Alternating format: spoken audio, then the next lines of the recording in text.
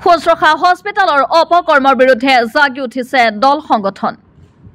ব্যক্তিগত খণ্ডৰ চিকিৎসালয় নলবাৰীৰ শুশ্ৰূষা হস্পিটেলত চিকিৎসাৰ নামত চলা অমানৱীয় ঘটনাক লৈ ব্যাপক প্ৰতিক্ৰিয়া অব্যাহত আছে।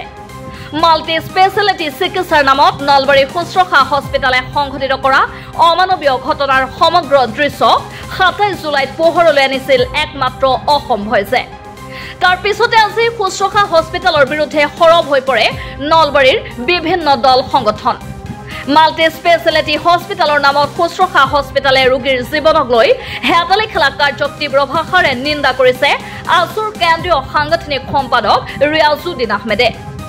আছুৰ নেতাগৰাকীয়ে এই সমগ্ৰ ঘটনাটোৰ উচিত তদন্তৰ জৰিয়তে দৃষ্টান্তমূলক ব্যৱস্থা গ্ৰহণ কৰিবলৈ সংশ্লিষ্ট বিভাগ আৰু জিলা আয়ুক্তক আহ্বান জনাই ৰোগীৰ জীৱনক লৈ হেতালি নেখেলিবলৈ আহ্বান জনায়। কথা যোৱা ২৭ জুলাই তাৰিখে নলবাৰীৰ শুশ্ৰূষা হস্পিটেলত এগৰাকী নব্বৰঊৰ্ধৰ ৰোগীৰ সৈতে হস্পিটেল কৰ্তৃপক্ষই যি অমানৱীয় কাৰ্য সংঘটিত কৰিলে সেই কাৰ্যক আমি ছাত্ৰ সন্থাৰ তৰফৰ পৰা তীব্ৰ ভাষাৰে গৰিহণা দিছোঁ। এখন ব্যক্তিগত খণ্ডৰ চিকিৎসালয়ত নিশ্চিতভাৱে তাৰ চিকিৎসাৰ যি ব্যয় এই ব্যয় নিশ্চিতভাৱে যথেষ্ট বেছি।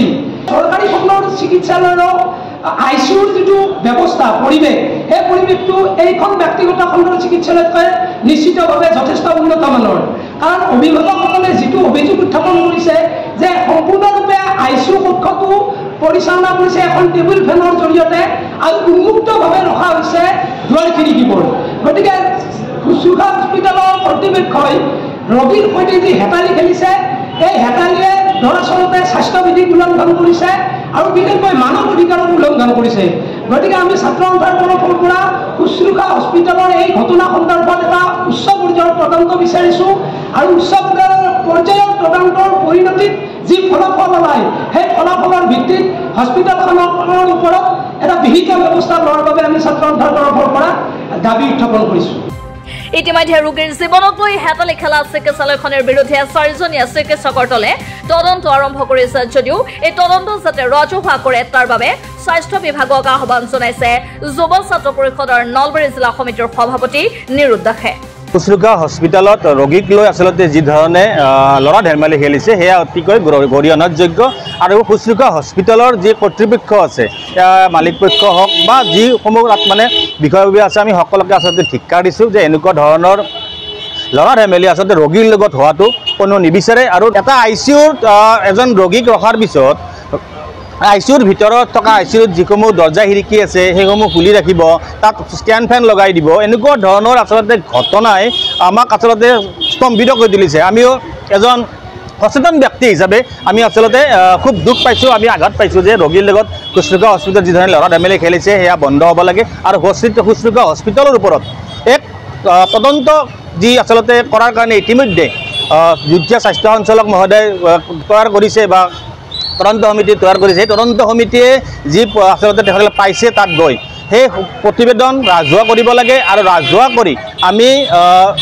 জিলাৰ আয়ুক্ত মহোদয়ক আৰু স্বাস্থ্য বিভাগৰ যুটীয়া সঞ্চালক মহোদয়ক আমি আহ্বান জনাইছোঁ, দাবী উত্থাপন কৰিছোঁ অনতি পলমে শুশ্ৰূষা হস্পিটেলৰ ওপৰত তেখেতসকলৰ যি ধৰণৰ আচলতে আইনী ব্যৱস্থাই হওক বা বিহিত যি ব্যৱস্থা আছে ব্যৱস্থা গ্ৰহণ কৰক। অন্যহাতে ৰোগীৰ জীৱনক লৈ হেতালি খেলা শুশ্ৰূষা হস্পিটেলখনৰ বিৰুদ্ধে বিহিত শাস্তিমূলক ব্যৱস্থা গ্ৰহণ কৰাৰ দাবী জনাইছে যুৱনেতা দিব্যজ্যোতি হালৈয়ে। যুৱনেতাগৰাকীয়ে এই অমানৱীয় ঘটনাৰ তদন্ত যাতে সঠিক ৰূপত আগবঢ়ায় তাৰ প্ৰতি সংশ্লিষ্ট সকলোকে আহ্বান জনায়।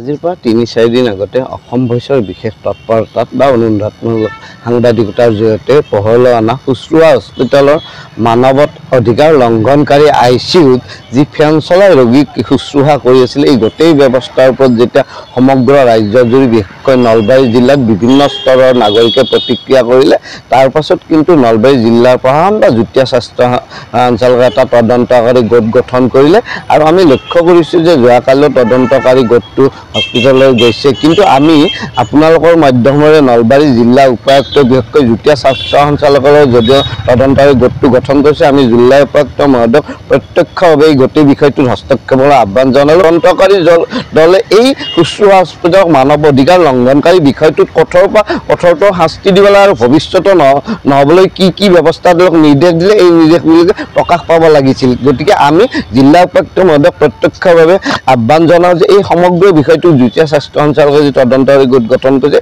এই গোটটোৰ তেওঁ হস্তক্ষেপ কৰি পৰৱৰ্তী পৰ্যায়ত যাতে এনেকুৱা ঘটনা নলবাৰী বেচৰকাৰী চিকিৎসালয় ক'তোৱে নঘটে এই ক্ষেত্ৰত তেখেতে চকু দিয়া উচিত। আৰু একেদৰে আছু নেতা বিশাল বিক্ৰম চৌধুৰীয়ে ব্যক্তিগত খণ্ডৰ চিকিৎসালয় শুশ্ৰূষা হস্পিটালে সংঘটিত কৰা অমানৱীয় ঘটনা কোনো কাৰণতে মানি ল'ব পৰা বিধৰ নহয়।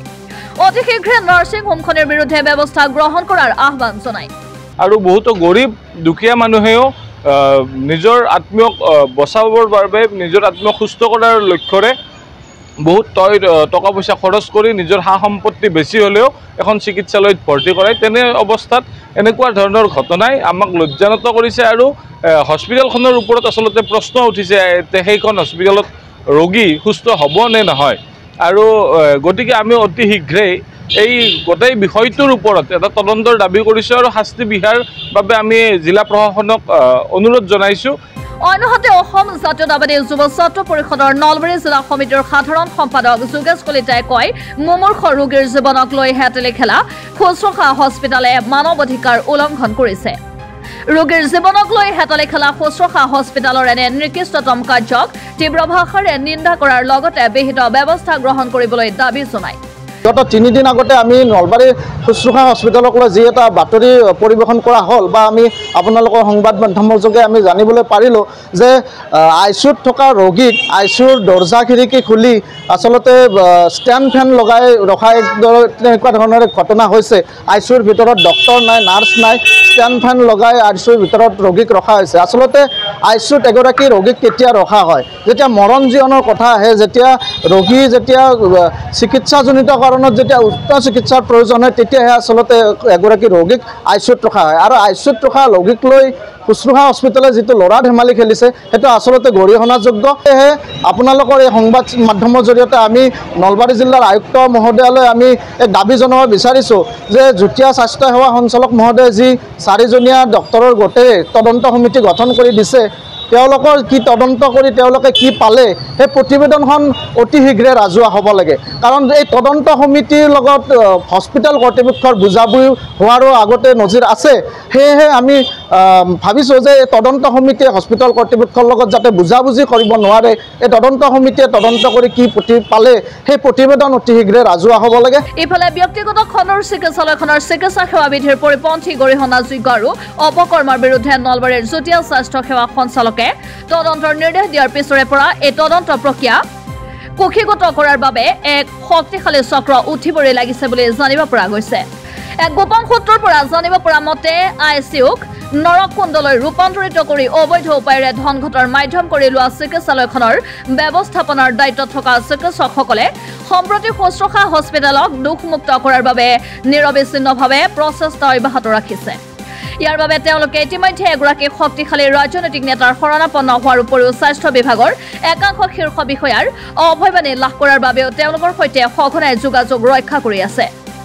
অৱশ্যে শুশ্ৰূষা হস্পিটেলৰ অমানৱীয় আচৰণে ক্ষতিগ্ৰস্ত কৰা ভুক্তভোগী পৰিয়ালৰ উপৰি নলবাৰীৰ বিভিন্ন দল সংগঠন আৰু সৰ্বসাধাৰণ ৰাইজৰ হেন চকুৰ দৃষ্টি আঁতৰাই বিশেষ প্ৰভাৱশালী ৰাজনৈতিক নেতা বা স্বাস্থ্য বিভাগৰ শীৰ্ষ বিষয়াই কেনেদৰে দুৰ্নীতি অপকৰ্মৰ বোকাত নিমন্ত্ৰিত শুশ্ৰূষা হস্পিটেলক ৰক্ষণাবেক্ষণ দিবলৈ আগবাঢ়ি আহিব সেয়া লক্ষণীয় হ'ব। ইপিনে ৰাইজৰ মাজত তীব্ৰ প্ৰতিক্ৰিয়া আৰু ক্ষোভৰ সৃষ্টি কৰা চিকিৎসালয়খনৰ অনৈতিক কাৰ্যৰ বিৰুদ্ধে উত্থাপিত অভিযোগৰ ক্ষেত্ৰত উপযুক্ত প্ৰমাণ সাপেক্ষে নলবাৰী জিলা প্ৰশাসন আৰু স্বাস্থ্য বিভাগে কঠোৰ ব্যৱস্থা গ্ৰহণ কৰাৰ সম্ভাৱনা আছে বুলিও আন এটা সূত্ৰই জানিবলৈ দিছে। উল্লেখ্য যে শুশ্ৰূষা হস্পিটেলৰ জঘন্য কাণ্ডৰ আঁৰ কাপোৰ খোলকি পৰাৰ পিছতে নীতি বিৰুদ্ধভাৱে চিকিৎসা সেৱা বিধি পথালি দি লুণ্ঠন অব্যাহত ৰখা আন একাংশ ব্যক্তিগত খণ্ডৰ চিকিৎসালয় আৰু লেবৰেটৰীৰ ওপৰতো তদন্ত কৰি কঠোৰ ব্যৱস্থা গ্ৰহণ কৰাৰ বাবে দাবী উত্থাপন কৰিছে নলবাৰীৰ বিভিন্ন স্তৰৰ সচেতন ৰাইজে। News desk report, Assam voice.